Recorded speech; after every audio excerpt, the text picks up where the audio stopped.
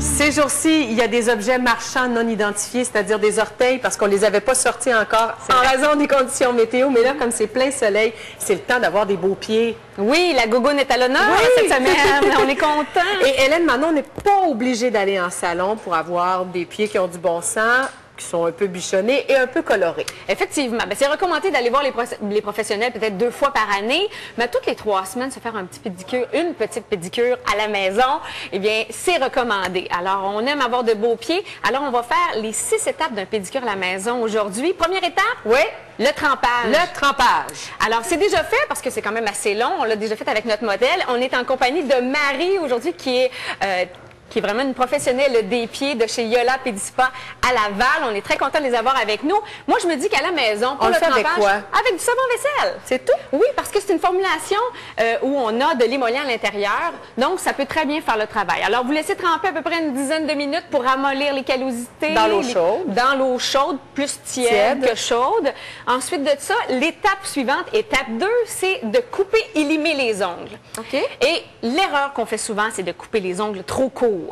Alors, on fait attention. Je parlais avec Marie avant l'émission et il faut toujours qu'il reste un petit bord libre.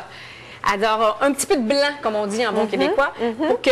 Parce que si on coupe l'ongle trop court, le renflement dans la chaussure peut blesser les pieds. Ça peut être un petit peu plus sujet à des ongles incarnés. Alors, il faut faire attention à ça. Et sur les côtés ou la forme qu'on donne à notre ongle, c'est quoi? Légèrement arrondi. Parfait. Légèrement arrondi.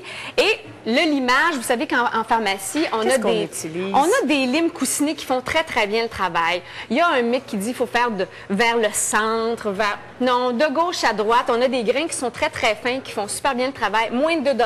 La ligne Touchy en pharmacie, dans toutes les grandes pharmacies, vous offrent des produits pour travailler à la maison vraiment pas chers. OK. Alors, on lime.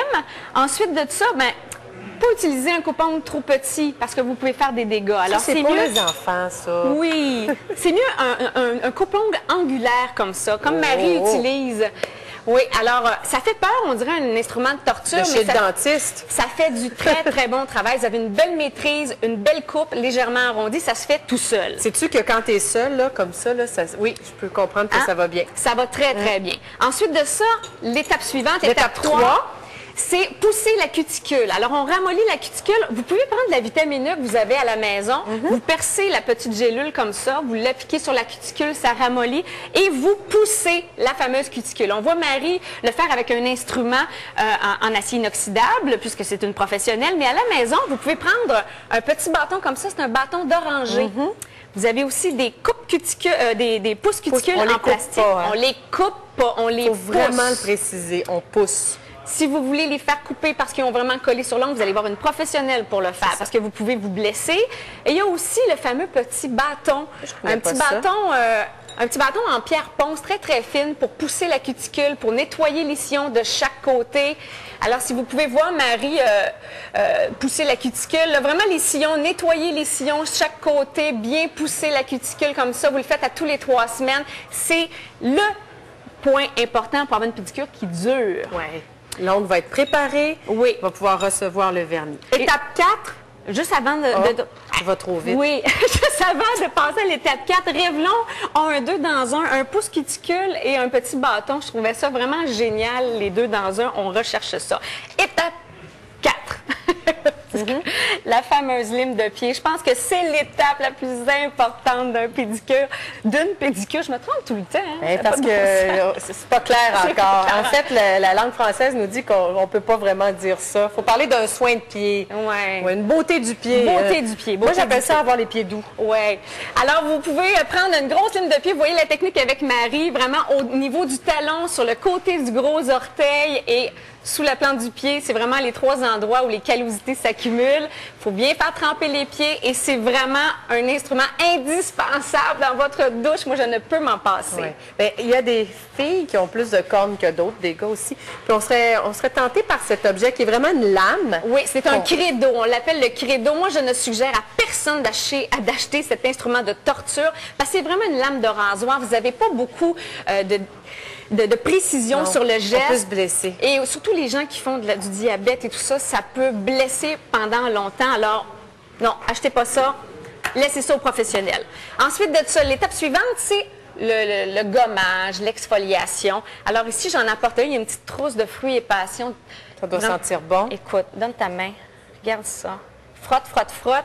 C'est vraiment frais. Il y a le menthol qu'on aime pour les pieds. On ne fera pas cette étape-là sur notre modèle aujourd'hui parce qu'il faut rincer, il faut laver, vraiment, mais c'est vraiment super intéressant. Il faut enlever les peaux mortes au niveau du pied, comme vous le faites dans votre visage. Ensuite de ça, c'est l'étape du vernis à ongles. Ouais. L'étape cruciale où c'est la beauté par excellence. Alors, vous avez comment faire pour que ça reste, que ça dure, que ce soit éclatant? Il y a des trucs, là. Oui, il faut préparer l'ongle. Une bonne base avant d'appliquer votre vernis de couleur, comme la base anti-strie d'Écrinal, je l'adore. Ça remplit là, les petits sillons, on appelle ça les stries longitudinales, hein, c'est cute. Hein? Alors, ça fait un ongle plus lisse avant d'appliquer la couleur.